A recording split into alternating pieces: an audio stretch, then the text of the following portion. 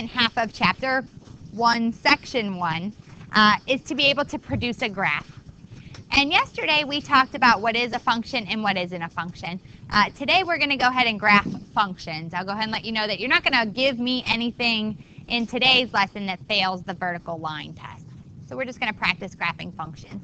If you'll recall from yesterday's lesson, what we actually did was we took a little bit of time in class to verify points were solutions.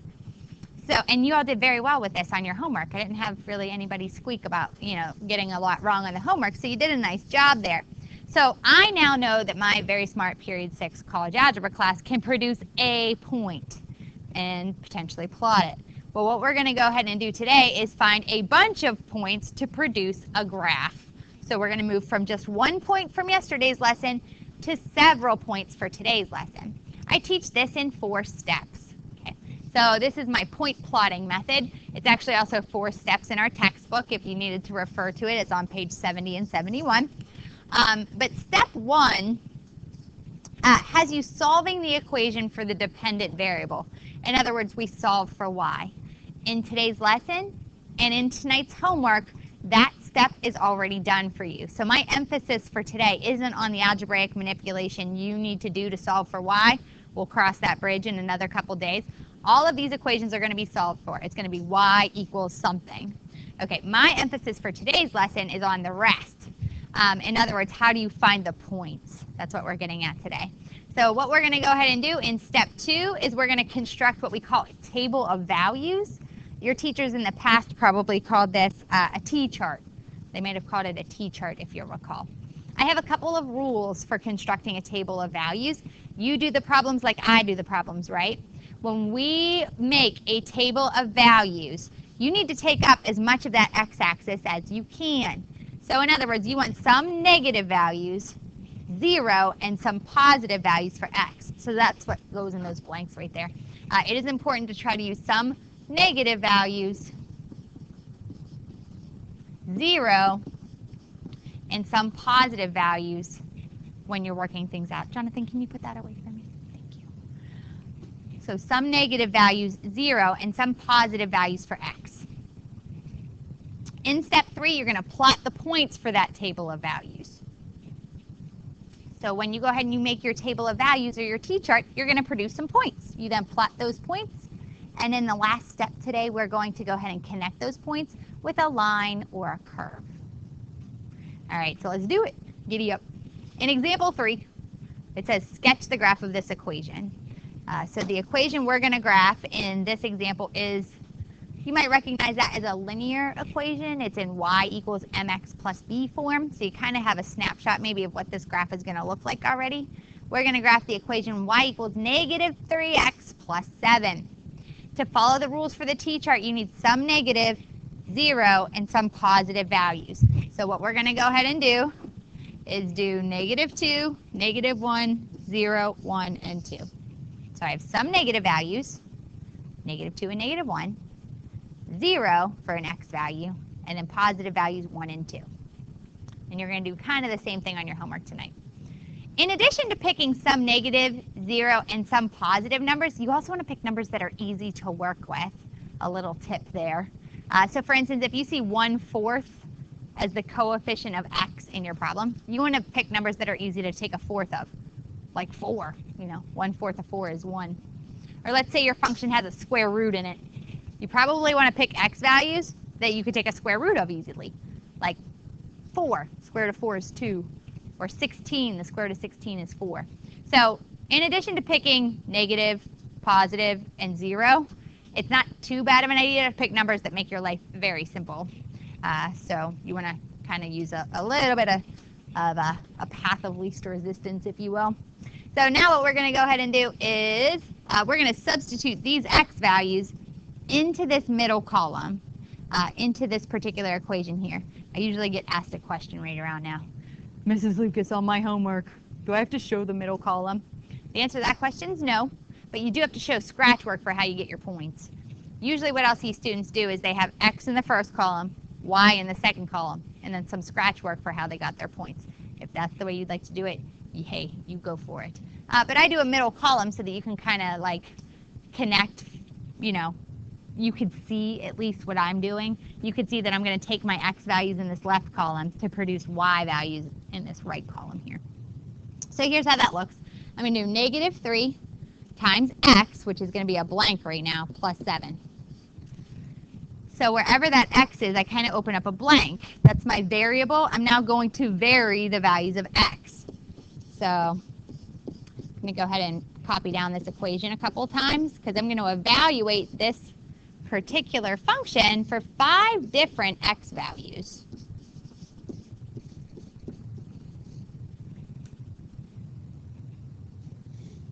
And now what I'm going to go ahead and do is take those x values from the first column and just plug them into the parentheses in the second column, because these were my x values. I'm using my property of substitution to plug in those numbers for x. So in those blanks right there, I have negative 2, negative 1, 0, 1, and 2. That's me just quickly plugging in my numbers for x there. And then to get the last column of my t-chart, those are going to be my points. Remember, my x values were already defined from the first column, basically from our previous step in the problem, where we were taking some negative values, 0, and some positive values. To get the y coordinate, real simple, we're just going to follow the order of operations. Please excuse my dear Aunt Sally. So in other words, I'm going to go ahead and multiply negative 3 times negative 2 first, and then add on 7. If I multiply negative 3 times negative 2, that's 6. 6 plus 7 is 13. And then I have to do negative 3 times negative 1, that's 3. 3 plus 7 is 10. Negative 3 times 0 is 0, plus 7 is 7. Negative 3 times 1 is negative 3, plus 7 is 4. Negative 3 times 2 is negative 6, plus 7 is 1. So now I have some points that I can go ahead and plot. Remember, you don't write it down if you don't understand it. Does anybody not understand what I did up there? I just constructed what we call a table of values. What's up, Ben?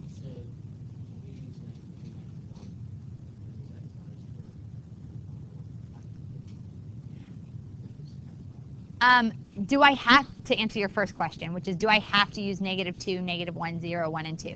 The answer to that question is no. The rules that you want to follow, Ben, are you want to pick some negative values, a couple of those, 0, and some positive values. As long as you have about 5 values, it should work out just fine, okay? Now to answer your second question, like I think it was, oh, it just went right out of my head. What was the second? It was like 2 parts to your question. Okay, so how do I determine which ones to pick? Good question. I want to pick numbers that are nice and easy to work with. So I picked negative 1, negative 2, 0, 1, and 2, just because they're really small and easy to work with. I was kind of referencing earlier, you know, just because you asked. You know, let's say on your homework tonight, you're asked to graph y equals the square root of x.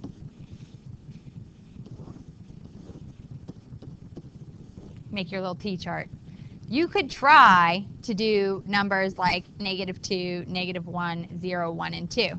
But what happens is some of those values don't actually work out. So you want to pick, besides negative and positive numbers and 0, you want to pick numbers that are nice. For instance, I can't take the square root of a negative number. That's undefined. Like, it's not undefined, I'm sorry, it's imaginary is what that's called. So you're not going to have any points there. The square root of 0? That's an easy one, so I would use that. Square root of 0 is just 0. Square root of 1, that's 1, so that's also easy. But the square root of 2 is a messy decimal, so I probably wouldn't actually keep that value. I would probably pick something else that's nice to take a square root of. Can you think of another number that we can take a square root of, Ben? 4, yeah. Square root of 4 is 2. Or you might do square root of 16, you know, like you want to pick numbers that are nice and easy to work with. You want to make your life as simple as possible. So that varies depending on the equation. Do you know what I mean? Okay. All right, anytime. Any other questions? Really good questions, Ben.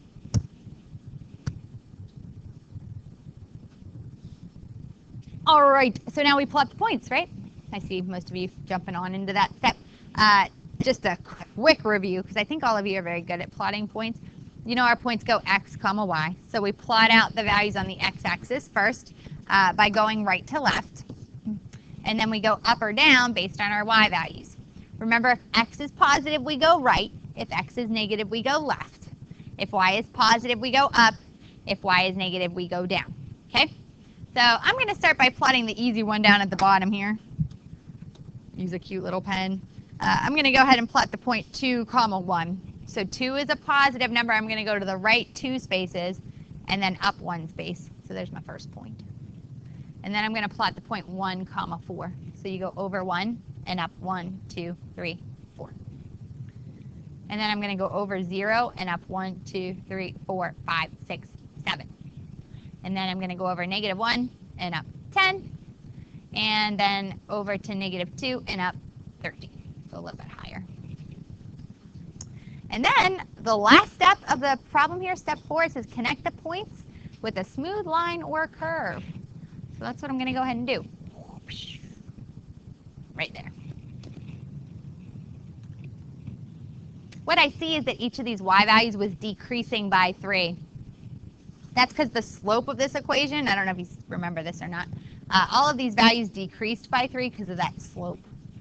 Furthermore, I have a question for you. Do you see this point 0, 7? Does anybody know what that's called?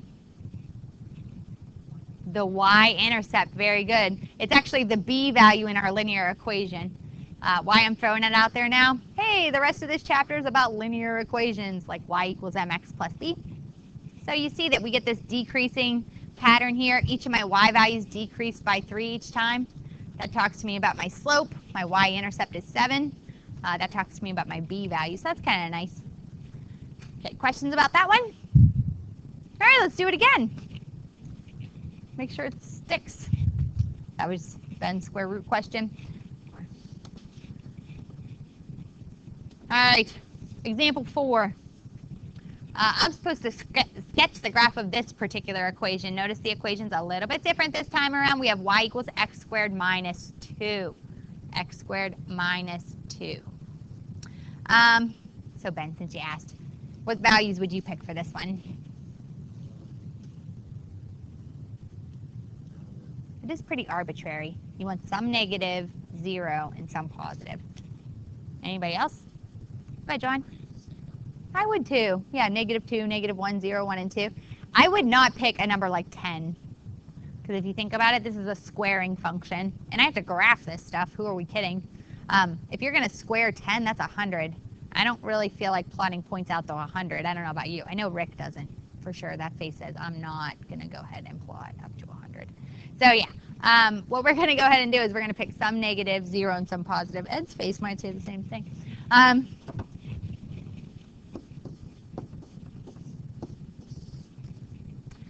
All right, so we have negative 2, negative 1, 0, 1, and 2. I have y equals x squared minus 2. I'm going to go ahead and substitute in my value, or my varying values of x there. Here's how I show this. I go blank squared minus 2. And do it 5 times.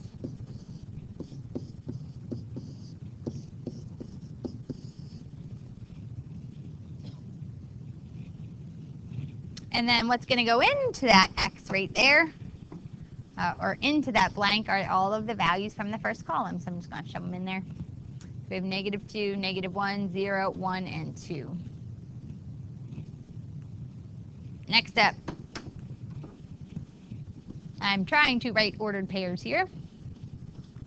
I know that all of my x values come from the first column there. And then I have to do my order of operations to find the values in the column for y. So I'm going to go ahead and do that. Remember when you square a negative, it does turn positive. Yeah, so we're squaring all of negative 2 right here. Negative 2 times negative 2 is actually going to become positive 4. 4 take away 2 is 2.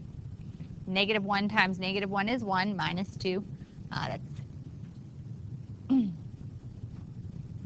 minus 2, negative 1. 0 minus 2 is negative 2. 1 squared minus 2 is going to down to negative 1 there. And 2 squared is 4. 4 minus 2 is 2. And now I can plot those points. I think I'll use a star this time. So I'm going to plot the point -2, 2, -1, -1, 0, -2. There's that y-intercept we talked about. 1, -1, and 2, 2. And then that makes a U-shaped graph. Anybody remember what that U-shaped graph is called? You, Chris. It is a parabola. Very good. And that's in general our point plotting process. Very alliterative. Point plotting process. All right, so now you get to practice. I'm going to start walking around to check off your homework from last night to make sure that's in good shape. You folks are going to take care of the independent practice problems for me. My slideshow's out of order. So there's your independent practice problems. You have A, B, and then if you feel pretty good about them, I'm going to show you how to check them on your calculator here in a minute or two. If you feel pretty good about these, you can go ahead and summarize your conclusion question there. Okay, so we just typed in our equation and we checked to make sure that the pictures matched. So now what we want to go ahead and do is check to make sure our calculator will produce the same table of values that we produced manually. So to check our table, we press table. Do you all see what that button is? It's second and graph.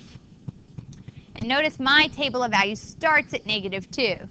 Yours might start at different values. You can always change that, you know. I could show you how if you need it changed. But my table of values starts at -2. So your table of values, you were probably using the same ones I was doing today in class, -2, -1, 0, 1, and 2.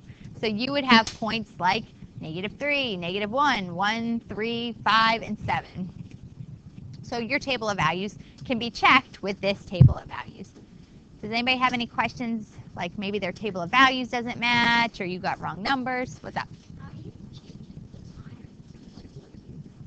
Okay, so a couple of different ways. One way is to scroll. So you just hit your up or down arrow, like that, or down.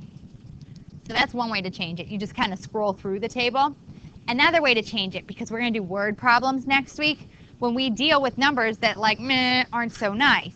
If you want to change it in a big way, all you have to do is press second and table set. It's like the settings thing on your iPhone, you know. This is the settings for our table, so we press table set. What we're going to go ahead and do is change where our table starts. So Tessa, you wanted your table to start a little bit bigger than mine. You wanted it to maybe start, or smaller than mine, right? So like, let's say you wanted it to start at -5. You could have it start there. And let's say you wanted to scale it by 5s, count 5, 10, 15, 20 instead of 1, 2, 3, 4. That's that right there. So that's kind of nice, and you see that my table reflects those changes now. So it's really neat. You can make that table of values whatever you want. So that's what your first independent practice problem should look like. The second one I also have up here. The second one, part B, should be a U-shaped graph. And then your table of values is also there. You should have your conclusion question also answered before you leave me today. We go for no blanks in our note packet. Does anybody have any questions about our lesson today or anything like that? Nikki, what's up?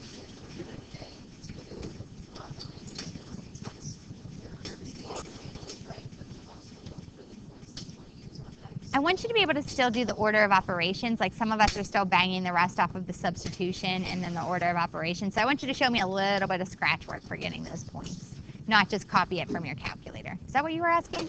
Oh.